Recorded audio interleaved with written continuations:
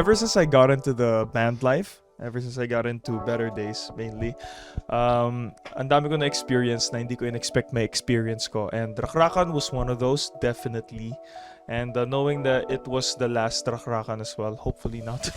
I decided to vlog the thing, but I'm not really that good with vlogging. So here's post Rakrakan Nims, that's me, to narrate out yung mga happenings.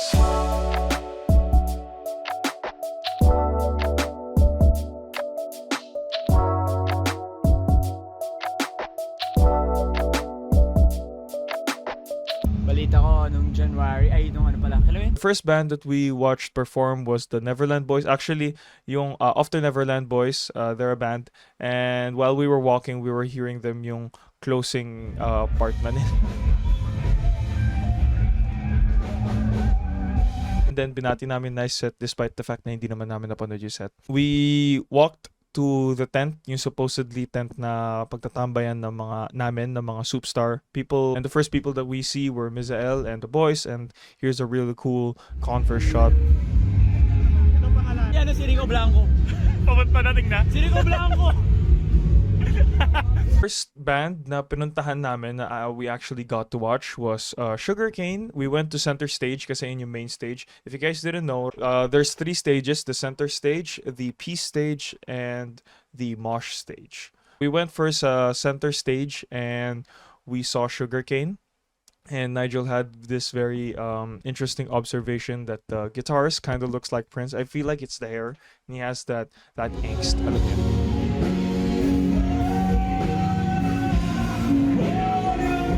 And then we went to mosh stage. We wanted to really go around and see everything, or like take in as much as we can. So we went to mosh stage, and that's very heavy metal music, pretty cool, astig. Tapos di ko na videoan pero naduran kami ng tubig dito. Pero you know, that's rock and roll for you, I guess. And then we went back to the peace stage and we watched Autotelic, which is a really popular band. Ayan, mga tropa rin namin yan. Na nice set namin sila. Pretty cool. After watching Autotelic though, we went out to eat muna. Surprisingly, the food wasn't that expensive. And then after eating, we went back to the center stage because Siddhartha and Sud were playing. And we really wanted to see that.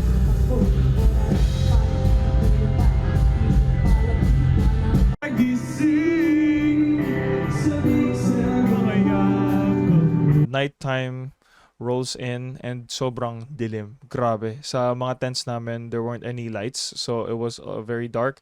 And then I have a clip here of Ate Hana from the Vowels de Orbit. She's painting her nails, and dumating na pala sila. Si Nigel, he was pretty exhausted. He was just sitting down sa tent with the Vowels, and although I wanted to walk around pa. So pumunta sa Peace stage and I saw the MNY, and they're pretty cool actually. I described their sound to Nigel as like 1975, pero yung vocalist nila si Evidence.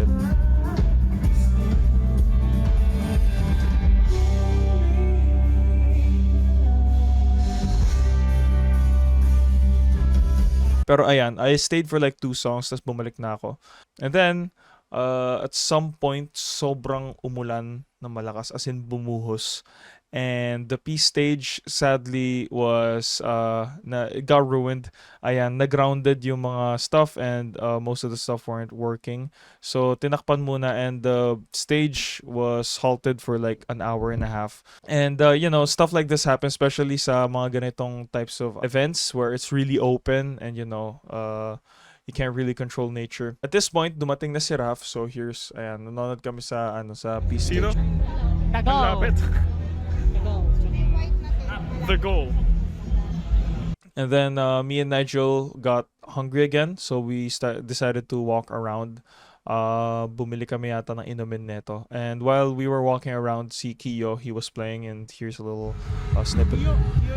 Kiyo?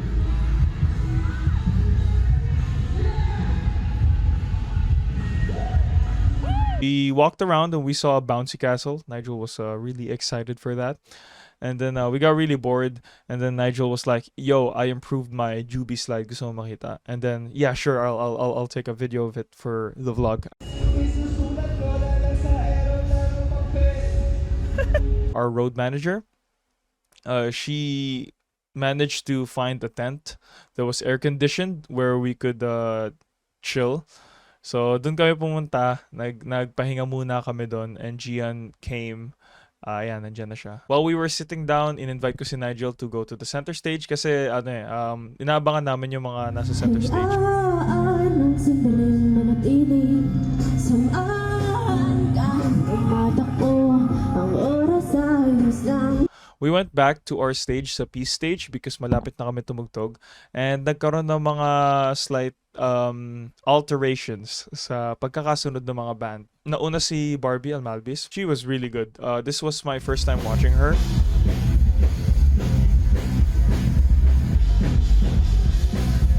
After Barbie, Kiss and Tell and The Vowels, The Orbit, sila naman yung tumugtog.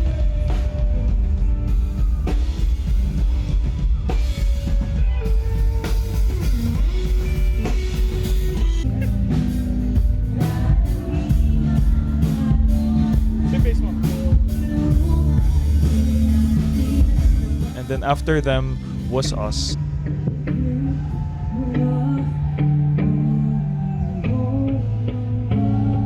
You know, while we were playing, there were bigger bands sa center stage who were playing as well. So I believe ang kasabay namin neto was December Avenue. It's pretty cool to see, despite the fact that December Avenue was playing at the center stage, there were still a couple of people who were watching us, which is very nice. What happened was na crunch yung time namin. Initially, we were supposed to play 5 songs. We got cut down to 2 songs. Rico Blanco was the main performer of the entire festival of the night. While Rico Blanco was playing, both stages, Mosh and Peace, would be stopped momentarily for Rico's set. Nandun na kami, as in malapit na kaming mapunta kay Rico. We had to like really speedrun our set before Rico starts playing. So legit na pagka last chord namin, nararamdaman si Rico, iniwan ka na ng eroplano. Naririnig na namin from the center stage. It's like, yes!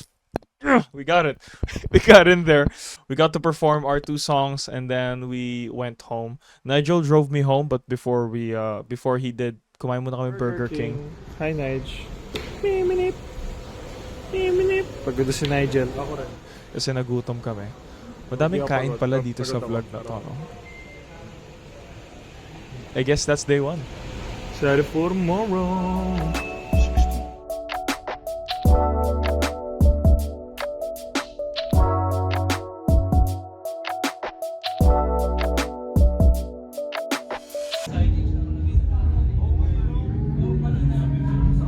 Nige.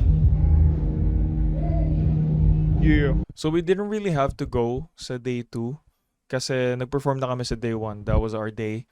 But for day 2, maraming mga superstar artists, which is our management. We wanted to watch a bunch of the artists that were playing for that day, and we also wanted to support the artists ng mga tropa namin sa Superstar. And the first band that we watched was One Click Straight sa center stage. We went to the mosh stage. I believe we saw Lilith. I don't know if I'm reading that correctly.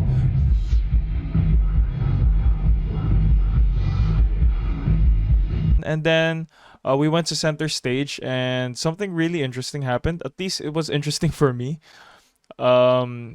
Yung hosts ng Love Radio, they had a little segment of their own sa center stage sa Rakrakan. They wanted to play a game with the crowd or whoever wanted to volunteer. Sila Nigel and yung mga kasama ko manood sa mga taga-Superstar, tinuturo ako.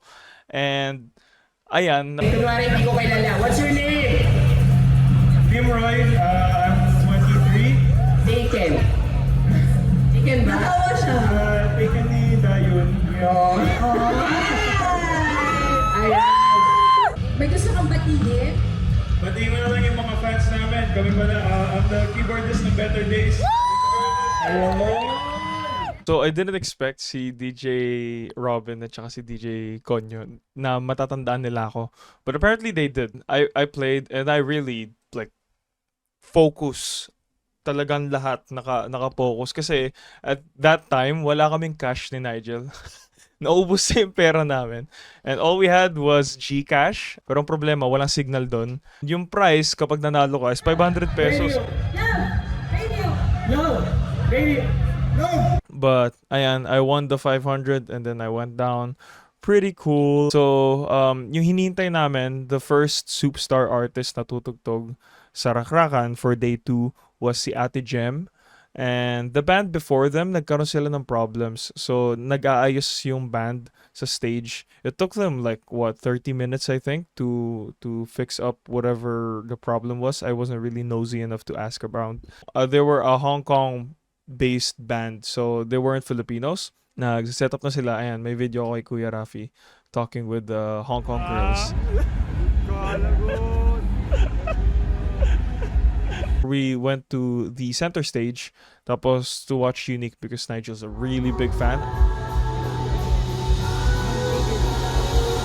And then we went back to the tents and then finally nakatugtog na yung banda ng mga Hong Kong girls. I forgot the name of their band pero I'll pull it up. Tatanong ko na lang si Nigel. This is our first time to Manila! And you guys are so beautiful and amazing. Nakapagpa-picture rin ako sa drummer nila because they were really good and yung drummer nila medyo kamukha si Nigel, so that was pretty cool too. We got to watch Chocolate Factory and I've been listening to Chocolate Factory for a while na. So ayan, sa peace stage sila.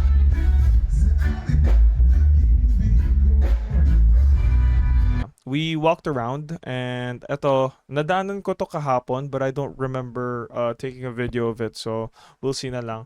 But may car show, eto yung car show, and then we walked up to this little parang boxing ring and I thought it was the wrestling stage thing that they set up, pero apparently may mga nag-rap battle and ayan, here's a little snippet of that.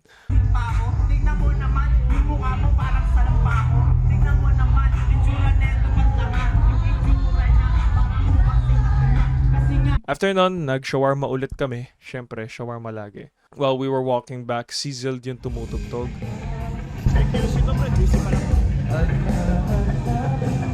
Then we went back to the Peace stage to watch Hey Jun and Imago.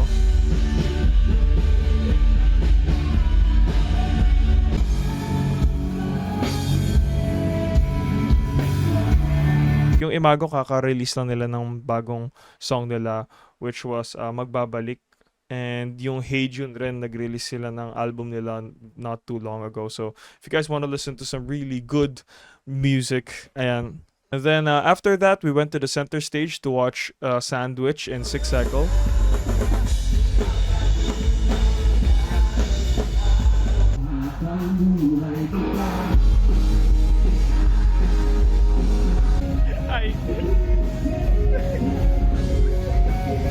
And then, di na namin napanood si Ellie because we were really tired na 2 days magkasunod.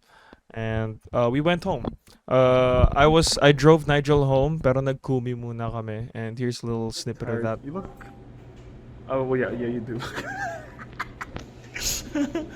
Overall, the Rakrakan experience, it wasn't perfect. Like, honestly, maraming mga naging problems, but it was a very interesting and memorable experience nonetheless. Despite it being our first and last Rakrakan, it was really a lot of fun.